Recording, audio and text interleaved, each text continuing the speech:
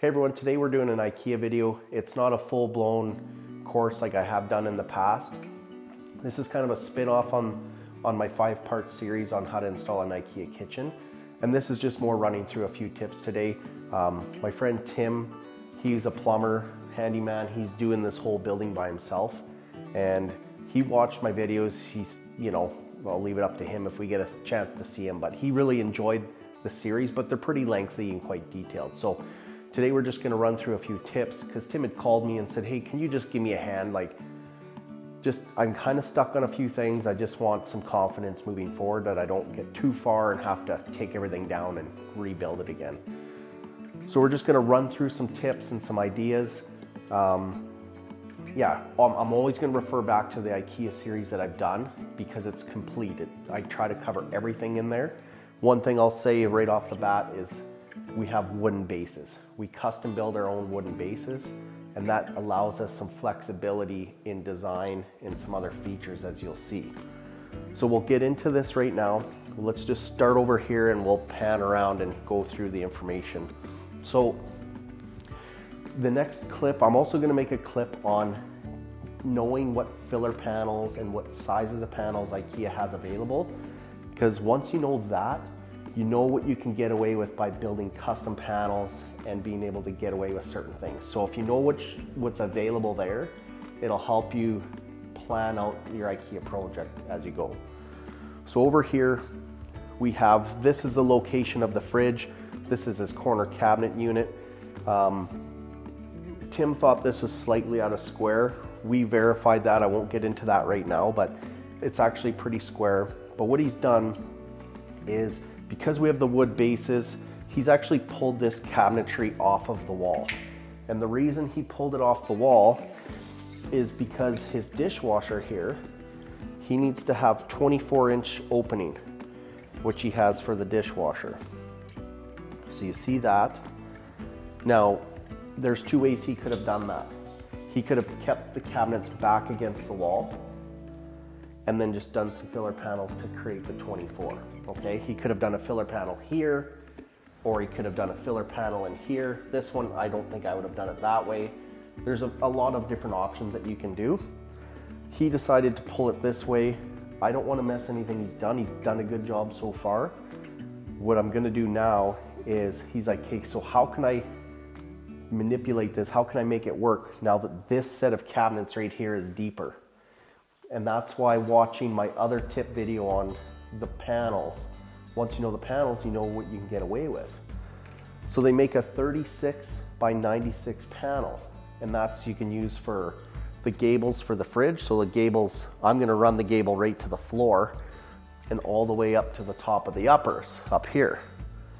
And then the upper cabinet will come across, and then there'll be another gable that supports that upper cabinet, and it'll come right down to the ground.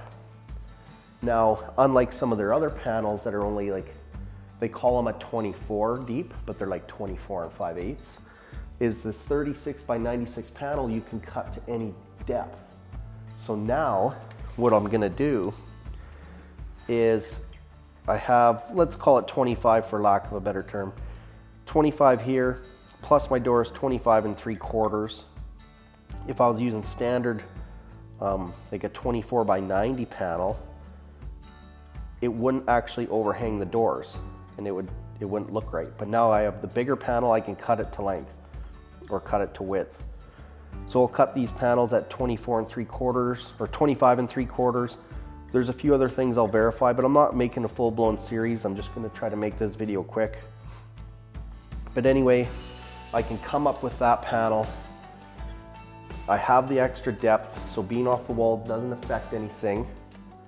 Then we'll get into how to space it out. But if you have a 36-inch fridge, you can't just use a 36-inch cabinet up top. So I'll run this panel first, and then I'll put one of their thicker panels, like the 11/16, I'll put it beside the gable, then the 36-inch upper, then another 5/8 panel, and then the gable. So that'll give me an extra 1.25 inches of width. So I'm sorry I'm being a little vague on that. If I get to this, I'll shoot some more clips on how we're putting this together. But just keep in mind that when you're doing a fridge, Like let's go into this right now actually. If I'm measuring into right here, Tim thought he had ample room for his fridge. But if you come over here and take a look, we have 37 3/4. So let's just say in theory, we need a 36-inch opening. We actually need, I'm gonna add the 2 panels beside that to get me 37 1/4, but then I need 2 other 5/8 panels for my gables, right? So I need another 1.25 inches. So 1.25 inches, I need 38.5 from outside of gable to outside. So I'll show you how that looks. Actually, should I draw on the wall? Right, because I'm gonna have a gable here, all the way to the ground. So that's gonna eat up 3 or 5/8 of an inch. And I'll just do this rough for right now. So I have 5/8 there. Then I need 37 1/4 of opening, which takes me over here. That's my opening. And then I'll have another 5/8 panel right here. So this will be a gable. So if you refer back to my full series, doing your planning and out, you'll be able to take care and foresee situations like this. This isn't a big deal. This isn't actually dapped or caulked into place. I'll just pull this off, do what I need to do, rip this back down, butt it into this gable. Now I know I'm running through this pretty quick, but just, yeah, you need a little extra space for your fridges. Okay, so just be aware of that when you're planning out your kitchen.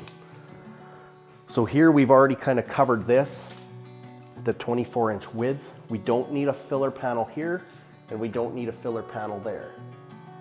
But if you're planning it and you want to plan it custom or something different, just allow for those thicknesses in your total layout, okay?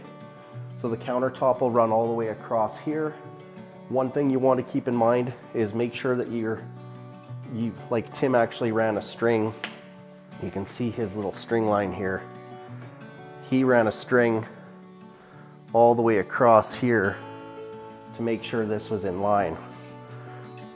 Now there's multiple ways you can use a 6-foot level or anything like that. Just pull a string line, make sure that all your cabinets line up across the face, or use a 6-foot level or a straight edge or something. So that's one thing you got to keep in mind. And then over here this helps with layout too. And actually I made this mistake on my video series, is wherever your range goes, like Tim wants a 36-inch range. He's got everything set. I'm not going to change anything because it affects the peninsula and everything else. But he's got a 36-inch opening bang on. Now there's 36-inch ranges and the standard size is 30. But if you're doing a range, like let's say 30 because it's standard, make your opening like 30 1/4. So that way your countertop can just overhang just 1/8 of an inch. And that way you don't have to be super precise with the cabinet or the countertop. And then if something is slightly out of square, you have that 1/8 inch of room to manipulate it. Because really the only thing you see is the countertop to the stove, okay? So that's one thing that I would change if I was doing it differently. Actually in this situation, this is just a future, something that Tim wants for down the road as an option. What we're gonna do is we're actually gonna put some 3-inch fillers down to the floor and make a 30-inch or a 30 1/4 inch opening. And then if he wants a 36-inch range later, he can just take the panels off and cut the countertop. So that's a whole other story, but yeah, so there's that there. I guess another thing I'd mention is because we use the wood bases, you don't technically need the rail system because everything's built very solid and you can kind of get away with a few things. So yeah, he didn't use the rail system on any of these, which you can because once it's screwed down, it's solid as a rock, okay? So that's one advantage to using the wooden bases. And then I'm gonna zip over here to this peninsula. Now none of this is set yet, but if you come over here and take a look, I have a little thinking yet to do on this one, but essentially what I want to do, if you get down and look, is it's okay to do this in this fashion. I'm going to basically bring this cabinet flush to the actual base. I'll bring that out a bit more. So when you open the doors, you don't actually see the wooden base here. So the actual gable part is overhanging just slightly. Then he can put a nice toe kick or something here, and it'll be flush with the doors or the drawer when it's all said and done. Now, refer back to the IKEA series I did as well, where I did a peninsula and an island's the same way, is I start to modify the cabinets. So I remove these, and I also remove these, okay? And then this can be flush with this as well. I fill this space up with 3/8 plywood, and I screw it from the other side to suck it tight. And then I have something to fasten my filler panels to from the inside later. So I have that solid piece of plywood, then my panel, and I screw it from the inside and suck it tight, right? So that's all in my full series, but just things I want to run by quick, things you got to be aware of. And then one more thing on the Lazy Susan type corners is if you are out of square a little bit, let's say the corner is opened up too much and you need to get that corner crammed in, and you've got to get it tighter to the inside corner to manipulate it. If you take either this off in the inside corner or one of these, then you can actually shove the corner cabinet tighter in and try to get it so that everything lines up when you start butting your other cabinets into each other. So I hope that makes sense. Yeah, just things I want you guys to be aware of. Hopefully those tips will help you when you're doing your IKEA install. And till then, either watch the full series or just watch some of these videos on the tips and tricks.